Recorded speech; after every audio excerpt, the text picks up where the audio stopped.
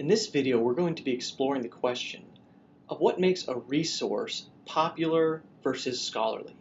And this is a very important question when beginning to do academic research. As we begin answering this question, let's first imagine our library as an airport. This hangar holds a wide variety of airplanes all parked next to each other. Each airplane can get us from here to there, but each plane accomplishes different functions. It serves a different set of clients, and it was designed for a different purpose.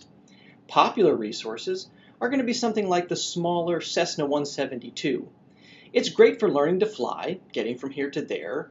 Just about anybody can learn how to use one. Now, next to our Cessna is going to be parked this large UPS Boeing 747 freighter. Now, this plane takes a little bit more experience to learn how to fly. It carries a lot more cargo, and cargo of all different kinds can be loaded inside of it. But this is still a very general purpose aircraft. Let's move on further in the hangar, and next to that is parked our C-130 Hercules military transport. Now, these planes are just about as big, but they're designed with a more specific purpose. They have a specially trained crew. They carry a particular type of cargo, and they're also designed to handle a lot more rugged wear and tear because they have to land in a lot of different situations. Now, one thing we don't want to do when discussing scholarly and popular sources is to make the false assumption that just because something's bigger, therefore it's more scholarly. Actually, some scholarly resources and articles are going to be more like the last plane parked over in the corner, the stealth bomber. Now, these planes are designed to carry a small amount of material, but these are laser-guided munitions that are going to be dropped right on a specific target. So you can see that in this hangar, we've got a lot of different resources that are designed for a lot of different purposes, but we need to get a little bit more specific as we start looking at the books. So how can we evaluate scholarly sources? Well, I'm going to give you three things first. You may want to look at the level of expertise that's required to read this book. In other words, what's the intended audience? What level of education and orientation do you have to have in order to be able to use this book? Number two, look at the level of specificity on the topic. Is this trying to cover an entire subject matter in one book or one article? Or is this getting to a very specific question related to that subject? And then third, you want to look at the original research being done by the author. Is this book or research presenting a lot of other people's work, or is this a representation of their own work and study on the matter? These three questions are going to help us determine whether a book is more popular or whether it's more scholarly. Now, you may also wonder, is style and structure of the book an issue? Well, while it's not entirely true, scholarly sources tend to have a more defined thesis statement and methodology that guide everything that they do. Again, more like that stealth bomber, it's going to be designed for a specific purpose to do a specific thing, not more general, even if it carries a lot of material. And popular books are often going to lack this methodology. They may include in the preface a statement of why the author's writing the book, what their intention for the book is, but usually they aren't going to be laser guided in their precision on a certain question or a thesis. And they often will not even have a methodology explaining how they're going to go about doing this work. Now, you may also wonder, well, what about more general books as opposed to more specific books? There are general scholarly resources which can help you get started on the journey, and we'll talk about some of those. Though these resources are often helpful in the research process, usually it's not best to lean on them when making our argument. Again, because these tend to be resources that are pulling together lots of information. They're not often presenting a specific argument or original research on a subject. Now, these things could be more like Bible dictionaries, systematic theologies, encyclopedias on a subject. They're going to help you get oriented to a subject, but they may not be the best thing to lean on when push comes to shove in your argument. But let's get really specific. Let's look at some very specific examples. Say you're writing a paper on the role of sacrifice in the Old Testament, in the Old Covenant.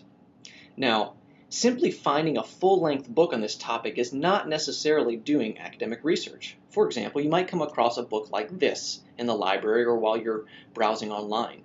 While it's going to contain some helpful information on the subject, most of it's at a very basic level. It's a popular resource intended for just about anybody who can read. Or if you're into reading popular evangelical blogs online, you may hop over to your favorite writers at the Gospel Coalition, for example. While you're going to get some helpful ideas from that material, most of these blog posts, again, are intended for general consumption, for a general readership. Again, there's nothing inherently wrong about these sources. They may actually help spark some ideas in your mind, but it's important to recognize their target audience. And again, these are meant as a basic educational tool just for people mildly interested in a topic, not for those who are doing serious academic research on a subject. So if those were our popular resources, let's move along the spectrum, so to speak, or move over in our hanger a little bit, and we're going to encounter introductory academic resources. So we're getting into things that are more academic, but again, they're at an introductory level. These materials are often a distillation of some of the most important issues on a subject, and that's why they can be very helpful in your research process. You can find in these materials a variety of sources as well. They're going to point you to other authors that you should go and read on the subject to get more specific. For example, a reader is a general compilation of various essays and materials on a given topic in order to give you an orientation into what's most important. So this can be a helpful tool when you're looking to define your thesis, looking to define your research question, or if you just need some general orientation to the topic. But you also may want to look at something just more general, like for our specific question, an Old Testament introduction. These may be structured in a variety of different ways, but what they're going to do is alert you to the key issues that you should consider when studying the Old Testament. Now, we could go and look at the indexes in the back and find information about sacrifices and where it comes up in that introductory material, and then go and read what they have to say and get some ideas, get some other resources that we should go and look up. So these can be helpful starting places. The last tool, which pushes us a little bit further over along the spectrum, are going to be dictionaries and encyclopedias related to the subject matter. For example, this one. These are generally arranged alphabetically. They contain short articles on the most important issues related to a field of study. This one, for example, is devoted to theological issues related to the Pentateuch, or the first 5 books of the Bible. Now, we're sure to find a number of different articles here, maybe not just look up sacrifice, maybe a number of other things like blood and altars and those sorts of things to get information on the subject. But again, even these resources, being more academic, are going to be summarizing a lot of the most important material, not presenting new ideas or arguments on the issue. So we want to know the place of these books and not push them aside, but we want to use them for their intended purpose. If we move farther over into the academic scholarly realm on the spectrum of resources, we're going to encounter scholarly monographs and articles. Now, these materials are generally the fruit of original research on a given topic, on a given thesis, something that's very specific. If they are written by a seasoned scholar, they may seem bigger, like that C-130. Many years of scholarship have gone into this. The footnotes are packed with lots of important thoughts, even referencing their own works that can send you off to different resources. Or it may be something that's more like our stealth bomber that just has a very specific question. And again, a 15-page article may prove more helpful for you and what you're trying to research than a 150-page book. So we want to keep that in mind. Now, for example, let's look at this resource. This is related to our subject matter, but in it we find that it's only focused on the sacrifice of Isaac. Now, we may get some helpful ideas from this, but we also may look through it and see, this might not be worth all my time going through this because I'm not focused on that specific story in the book of Genesis. This next resource is a compilation of articles all related to purity and purification. Again, we'll want to look at the thesis and the argument of each of these articles, and we may not read them all. We may just have to pick and choose here and there which ones we're going to read because At this point, we have a more specific agenda, and we don't want to waste our time reading all these different articles that are only partially related to what we're studying. But books aren't the only scholarly resources out there. Again, you're going to find a number of different articles on the subject, which you can get some help learning how to find from our research experts in the library. Now, the target audience of these journals is very important to consider. For example, if we look at, for example, Themelios, the scholarly journal of the Gospel Coalition, this is going to be a step up from just blog posts, but these are, again, tended for pastors and for an academic audience, so they've got a wider range of readership. Many people can read them, but they will be in-depth and on a focused material. If we look at, for example, this, Hebrew Studies, the intended audience of this journal is Hebrew instructors. And if you don't have a good command of the Hebrew language, it's probably not going to be very useful to you, and the subject matter covered in it will probably not be very helpful.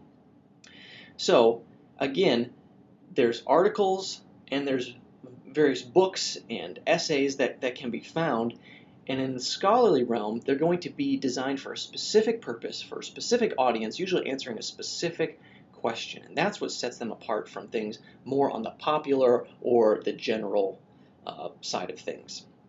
So the most important points to remember when looking for scholarly resources is, number one, books and articles exist on a spectrum from popular to academic. Each of these types of resources accomplish different purposes and should be used accordingly. Number two, you can determine where books fit on this spectrum by examining the intended audience, the specificity of the subject, and the original research provided in the book. These are often seen most clearly in the thesis and the methodology of the book or article.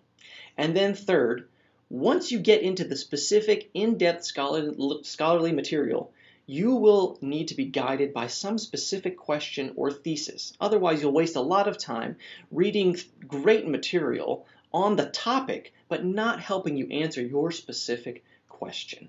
So I hope this is helpful for you, and happy researching.